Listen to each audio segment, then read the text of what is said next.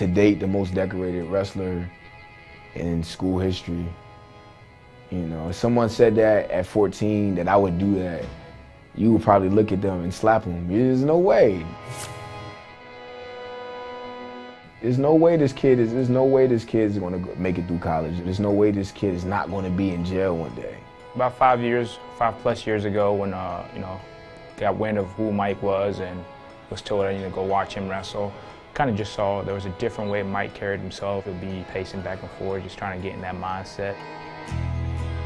I was on the mat when I was 3 years old and wrestled all the way, my whole life. And it was my first wrestling picture, and I was crying while I was pinning the kid. And that was my first picture on the mat. I'm from Central New Jersey. I grew up in Plainfield, New Jersey. I grew up in a low-income, social-economic neighborhood that was pretty poverty-stricken. Was a lot of drugs. Was in the game by the time I was 13. Just stealing cars. I mean, all types of. That's the lifestyle. It was at that time. It was intriguing to me. Getting on the bus and going home and us having to duck down, going through certain neighborhoods because, people that were at the bus stop with guns. That's stuff you see on TV. You can only imagine how someone lives if they're seeing that every day. If you don't think there's going to be a tomorrow, how would you live today? You're going to live like there's no tomorrow. So, that's how we live. Stay focused. Stay focused.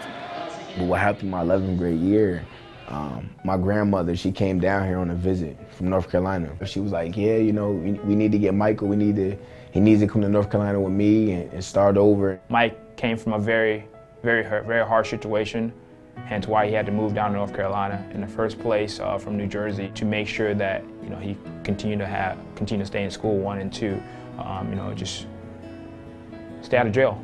I was like, okay. Went upstairs, grabbed a plastic bag, a trash bag, dumped all my clothes into the bag, grabbed my PS2, threw that in the bag, and I was on my way and I left. I ended up going 48-0 that year.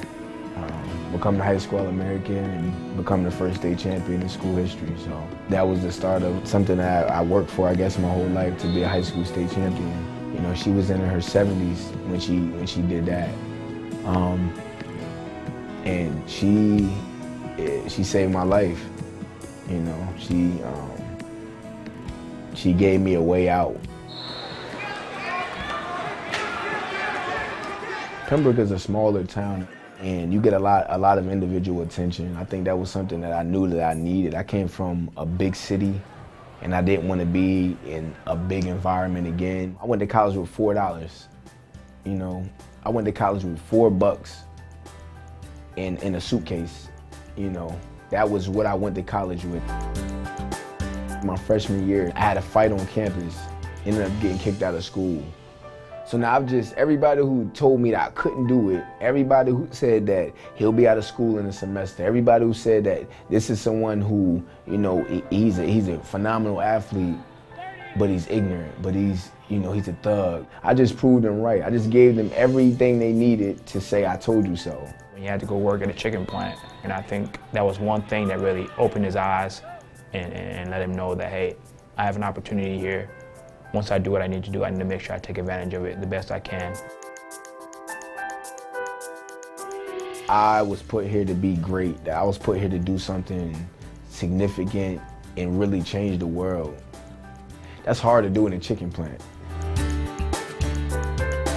That mentality of I'll do anything, that transferred over, and in that time it was a negative, but that transitioned over to wrestling, and like I said, me conditioning my mind to just positive things.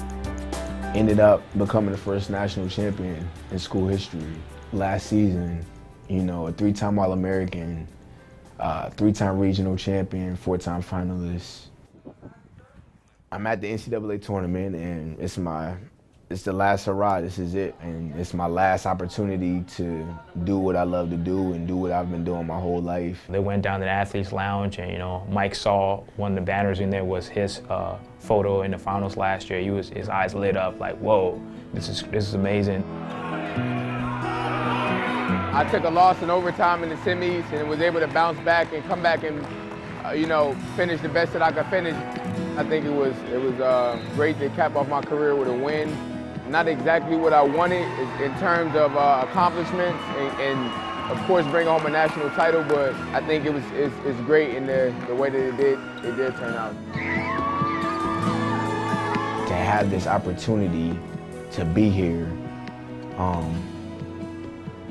I don't take it for granted at all. You know, I'm doing this for so many people. I'm wrestling for so many people. Those kids need mentors. They need someone there that can really, show them, try to lay the foundation for them, someone that's been there in their situation. And I think that was one thing Mike didn't have, a local Boys and Girls Club. I have no limitations. And win, lose, or draw, I'm a champion for the rest of my life because of where I came from and where I am now, So it's bigger than this one tournament. It's really a testament to, what type of athlete he's become, what type of person he's become. And I think one thing he continues to say is that everything I'm doing now is going to help me, a year from now, 6 months from now when I'm done with college. Come from the circumstances I came from and where I came from, and to be able to get a college degree and to go out into the world and market myself as someone who, I didn't drop out, I got the job done, definitely will be a great and gratifying feeling to get that degree and, start my next chapter in my life. So.